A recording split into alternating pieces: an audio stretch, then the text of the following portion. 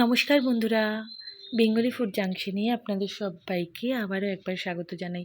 আশা করি আপনারা সবাই খুব ভালো আছেন, সুস্থ আছেন। আমিও খুব ভালো আছি। আজকে আপনাদের জন্য নিয়ে এসেছি কাঁচা আমের একটি দারুণ সুন্দর আচারের রেসিপি। চলুন দেখে নিই এই আচার তৈরি করতে আমি কী কী জিনিস নিয়েছি। এখানে নিয়েছি কাঁচা আম, তার সাথে চিনি নিয়েছি, এখানে ভাজা মশলার জন্য জিনিস, যার মধ্যে রয়েছে ধনে, পাঁচফোড়ন, কালো জিরে, গোটা গরম মশলা, শুকনো লঙ্কা। নিয়েছি লবণ, সামান্য ভিনিগার, বিট লবণ ও কাশ্মীরি লঙ্কা গুঁড়ো। চলুন আজকে এই দারুণ স্বাদের আমের আচার আপনাদের জন্য তৈরি করে দেখাচ্ছি। প্রথমে ভালো করে আমটি ধুয়ে নিয়ে আমের খোসাগুলো আমি ছাড়িয়ে নিচ্ছি। আজকের এই রেসিপি যদি আপনাদের ভালো লেগে থাকে তাহলে লাইক, কমেন্ট ও শেয়ার করতে একদমই ভুলবেন না। আর আমার চ্যানেলে যদি আপনারা নতুন হয়ে থাকেন তাহলে চ্যানেলটি সাবস্ক্রাইব করে পাশে থাকা বেল বাটনটি চাপ দিয়ে দেবেন।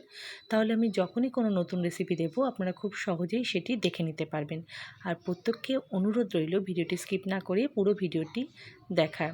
আপনারা যদি আজকে আমার এই ভিডিওটি ফেসবুক পেজ থেকে দেখেন তাহলে পেজটি ফলো করে লাইক করতে একদমই ভুলবেন না।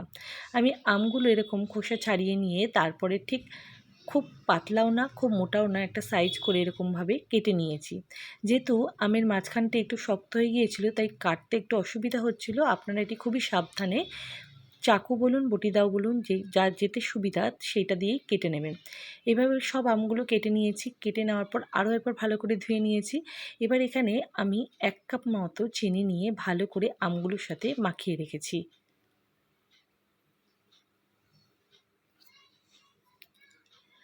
ভালো করে চিনি ও আম মিশিয়ে নেওয়ার পর এর মধ্যে আমি সামান্য ভিনেগার অ্যাড করেছি, যেটি চিনিটি গলতে সাহায্য করবে। এই আমের আচারটি কিন্তু পুরোপুরি জল ছাড়া তৈরি হবে, শুধুমাত্র ভিনেগারটি আমি এখানে ব্যবহার করেছি। এরপর ঢাকা দিয়ে আমি 1 থেকে 1.5 ঘন্টা মতো এটি রেখে দেব, যাতে পুরো চিনিটি এর মধ্যে গলে যায়।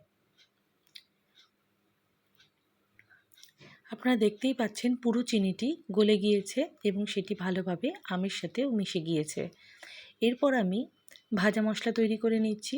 ভাজা মশলায় আপনাদের প্রথমেই বলেছি যে এখানে জিরে, পাঁচফোড়ন, সামান্য ধনে, দারচিনি, এলাচ ও শুকনো লঙ্কা নিয়ে আমি একটি সুন্দর মশলা তৈরি করে নিচ্ছি।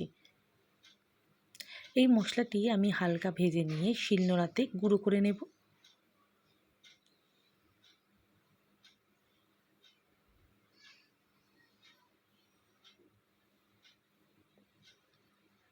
মশলা গুঁড়ো করা হয়ে গিয়েছে। এরপর এই মশলাটি আমি একটি পাত্রে তুলে রাখছি। আপনারা চাইলে এই মশলাটি কিন্তু মিক্সিতেও গুঁড়ো করে নিতে পারেন। খুবই সুন্দর একটা গন্ধযুক্ত মশলা তৈরি হয়েছে। এরপর আমি একটা কড়াই গরম করে তাতে আমি আমার আম ও চিনির যে মিশ্রণটি আমি করে রেখেছিলাম সেটি এর মধ্যে দিয়ে দিলাম। এরপর লো টু মিডিয়াম ফ্লেমে আমি এটিকে ভালো করে রান্না করে নেব। এরপর ঢাকনা দিয়ে দেখুন আপনারা চিনিটি গলে গিয়েছে এবং আমটিও অনেকটাই নরম হয়ে গিয়েছে। এই অবস্থায় এর মধ্যে আমি বিট লবণ ও নর্মাল লবণ দুটোই দিয়ে দিচ্ছি স্বাদ ও টেস্ট অনুযায়ী। এরপর দিয়ে দিচ্ছি সুন্দর একটা রঙের জন্য কাশ্মীরি লঙ্কা গুঁড়ো। এই আচারটি তৈরির সময় কিন্তু আপনারা খেয়াল রাখবেন বেশি নাড়াচাড়া করলে কিন্তু আমগুলো বেশি গলে যেতে পারে বা ভেঙে যেতে পারে।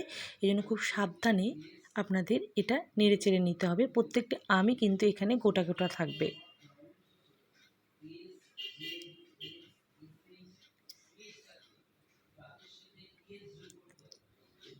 এবার বুঝতে পারছেন আপনারা যে আচারটি পুরোপুরি তৈরি হয়ে এসেছে এবং পুরো চিনিটি গলে গিয়ে আমের মধ্যে সুন্দরভাবে লেগে গিয়েছে।